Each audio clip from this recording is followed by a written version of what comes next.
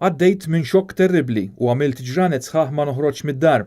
Stqar dan Mario Scicluna mill-Fgura meta xied fil-kompilazzjoni fil-każ kontra 3 irġiel li allegatament poġġew splussiv taħt il-karozza tiegħu fl-4 ta' Jannar li għadda. Lorenzo Callus magħruf bħala il-Ħeswes, Paul Farrugia magħruf bħala l-4 u Jonathan Farrugia magħruf bħala Gianni Tanina tresqu akkużati bl-attentat ta' qtil ta' Scicluna u sieħba tiegħu Elaine Galdes billi poġġew bomba taħt il-vettura ta' tip Mitsubishi Pajero li kienet ipparkjata quddiem ir-residenza tagħhom fil-Fgura.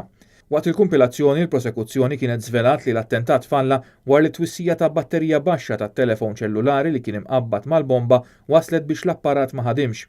Fix-xhieda tiegħu Scicluna qal li dakinhar kien irċieva telefonata mis-sieħba tiegħu fejn qaltlu li aktarx sar attentat fuqhom permezz ta' bomba u qal li ċempel lill-mekkaniku ta' fiduċja tiegħu biex imur jittawwal taħt il-vettura tiegħu.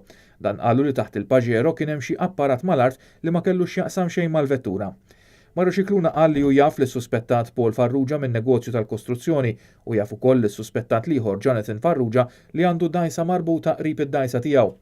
Kompla li Jonathan Farrugia kien saq xi darbtej quddiem id-dar tiegħu fil-jiem qabel l-attentat fejn saħansitra sellimlu fil-waqt li xi ġimagħtej wara Paul Farrugia kien kelmu u esprima solidarjetà għal dak li ġralu. Xedet ukoll Elaine Galdes fejn qalet li dakinhar kienet id-dar meta semet bħal faqqatura qawwija meta ttawlet barra r-rat bħal ġemma żgħira ta' nies li qalu li kien hemm xi apparat mal-art. Qalet ukoll li l-aħħar darba li saqet il-vettura kien fl-ewwel tas-sena. Galdes xiedet ukoll li ma taf l-ebda wieħed mit-tliet akkużati. Il-każ qed jinstema' quddiem il-Maġistrat Claire Staffrace Zammit, l-Ispettur Keith Arno imexxi l-prosekuzzjoni. L-avukati Franco De Bono u Arthur Azzopardi qed jidhru għal Jonathan Farrugia u Lorenzo Callus, filwaqt li l-avukat Roberto Montalto qed jidher għal Paul Farrugia.